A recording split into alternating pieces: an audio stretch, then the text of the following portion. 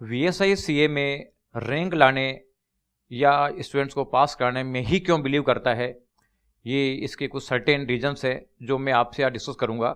हालांकि हमारा जैसा रिजल्ट आ रहा है उस रिजल्ट को देख के बहुत सारे लोग ये हमारे पे कमेंट भी करते हैं कि साहब सीए वीएसआई वाले सीए में रटवा देते हैं और रटवाने से स्टूडेंट का आईक्यू डेवलप नहीं हो पाता, वो प्रैक्टिकल लाइफ में परफॉर्म नहीं कर पाता। लेकिन मैं आपसे कहना चाहता हूँ कि दूसरों का काम तो बुराई करना है ही है। अगर मान लीजिए कोई पर्सन रिजल्ट नहीं दे सकते तो वो ये रिजल्ट की बड़ाई तो कर ही नहीं सकते, वो तो बुराई करेंगे। और वैसे भी रट के न तो कोई पास हुआ जा सकता और न ही रैंक आ सकता।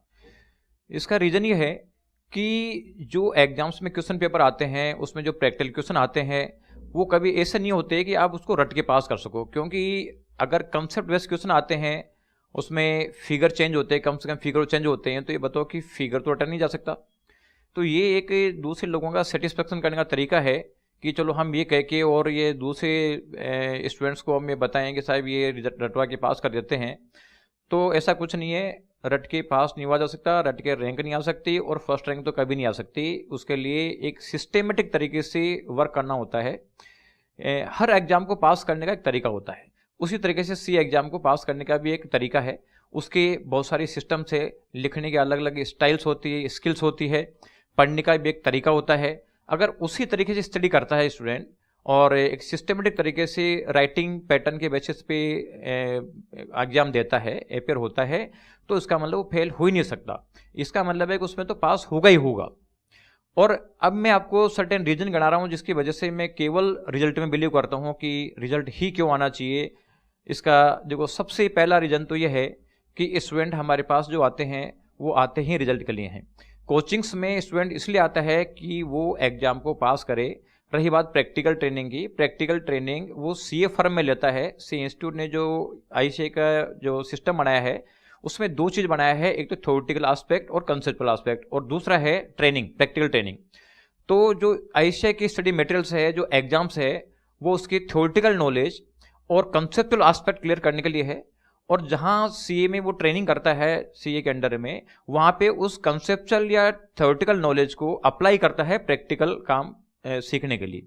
इसलिए दोनों एस्पेक्ट हैं, दोनों को अपने अपने काम पूरे करने पड़ेंगे। तो स्टूडेंट एग्जाम भी क्लियर कर जाएगा, उसको रिकॉग्निशन भी मिल जाएगा और साथ में काम भी सीख जाएगा, तो परफेक्ट चार्टर्ड अकाउंटेंट बन जाएगा।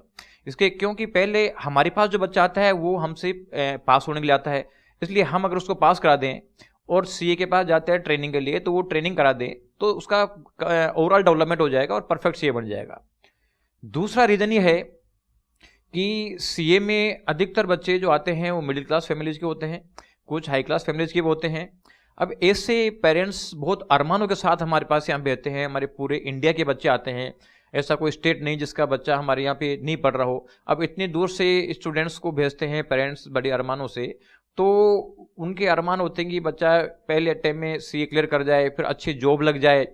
अब ये अगर कोई मान लीजिए कोई चाहे अच्छी हाई क्लास फैमिली का भी है तो भी वो अपने बच्चे को लेकर परेशान रहते हैं करियर के लिए। तो हमारा ये फर्ज बनता है कि उसका किसी भी तरीके से हम उसको एग्ज़ाम पास करवाएं। इसके लिए हमें बहुत मेहनत करनी पड़ती है, हमें सिस्टम डेवलप करने पड़ते हैं, बच्चे को गाइड करना पड़ता है टाइम टू टाइम, उसको लिखने का तरीका सिखाना पड़ता है, उसको पढ़ने का तरीका सिखाना पड़ता है, और ये सारे काम करते हैं और उसका इफेक्ट हमें मिल भी रहा है। उसका इफेक्ट है कि पिछले 7 ईयर्स में वीएसआई ने 4 टाइम तो ऑल इंडिया फर्स्ट रैंक दिया है। अब फर्स्ट रैंक तो फर्स्ट रैंक, और फर्स्ट रैंक की ग्लोरी क्या होती है ये हमारे बच्चे और हम बिल्कुल ढंग से जानते हैं। तीसरा इसका रीजन ये है कि देखो, कोचिंग्स का जो मॉडल है वो 2 तरीके का मॉडल है। एक तो है रिजल्ट मॉडल, दूसरा है क्लासरूम सेटिस्फेक्शन मॉडल। अब जिन कोचिंग्स का मॉडल क्लासरूम सेटिस्फेक्शन है वो इस चीज़ पे बिलीव करते हैं कि स्टूडेंट क्लास में सेटिस्फाई होना चाहिए, चाहे वो पास हो या नहीं हो। और जो हमारे जैसे इंस्टीट्यूट है जहाँ पे हम रिजल्ट पे ध्यान देते हैं, तो हमारा पर्पज होता है कि किसी भी तरीके से स्टूडेंट पास होना चाहिए। और सीए में पास होना या रैंक लाना बहुत मुश्किल काम नहीं है। अगर सिस्टमेटिक वर्क करो, उसका तरीका अगर डेवलप करो, तो पास होना और या रैंक लाना बहुत आसान काम है। हाँ, तो इसके सीए कोचिंग्स के नॉर्मली 2 मॉडल हैं, एक तो रिजल्ट मॉडल और एक क्लासरूम सेटिस्फेक्शन मॉडल। जो कोचिंग्स क्लासरूम सेटिस्फेक्शन में बिलीव करते हैं वो उनका थीम होता है कि बच्चों को अच्छी तरीके से पढ़ाओ, बच्चा क्लास में सेटिस्फाई होना चाहिए, तो हमारी पॉजिटिव मार्केटिंग होगी और वो ज़्यादा बच्चों को रिकमेंड करेंगे और वो ज़्यादा बच्चे आएंगे। और जैसे हमारे जैसे इंस्टीट्यूट हैं उनका होता है रिजल्ट, कि किसी भी तरीके से रिजल्ट आना चाहिए, इसके लिए हम रिजल्ट के लिए एफर्ट्स करते हैं, उसके लिए सिस्टम डेवलप करते हैं, उनको बच्चों को गाइड करते हैं, प्रॉपर लिखने का तरीका सिखाते हैं, उससे रिजल्ट भी आता है। अब दोनों चीज़ एक साथ नहीं हो सकती। अगर हम सोचेंगे साहब क्लासरूम सेटिस्फेक्शन में हो जाए, रिजल्ट भी आ जाए, दोनों चीज़ पॉसिबल नहीं है, हमने करके देख लिया। अगर क्लासरूम सेटिस्फेक्शन को बढ़ावा देते हैं, रिजल्ट डाउन होता है, रिजल्ट को इंक्रीज करते हैं, क्लासरूम सेटिस्फेक्शन डाउन होता है। तो हमें दोनों में से एक ही चीज़ चूज करनी थी, तो हमने यूएसपी बनाई रिजल्ट को, और उसी का इफेक्ट है कि हमारा रिजल्ट जो आ रहा है वो अनबिलीवेबल रिजल्ट है, रिजल्ट हमारा शानदार आता है। और फिर हमने स्टूडेंट्स की लिमिटेशन बना रखी है, हमने डिसाइड कर रखा है कि हमें कितने स्टूडेंट पढ़ाने हैं। हम इंटरमीडिएट में केवल 360 स्टूडेंट पढ़ाते हैं। सीए फाइनल में जो अभी मैंने ये जो मेरा फर्स्ट बैच था उसमें केवल 7 स्टूडेंट थे, जिसमें से all India first 17 and 48 3 rank आई थी।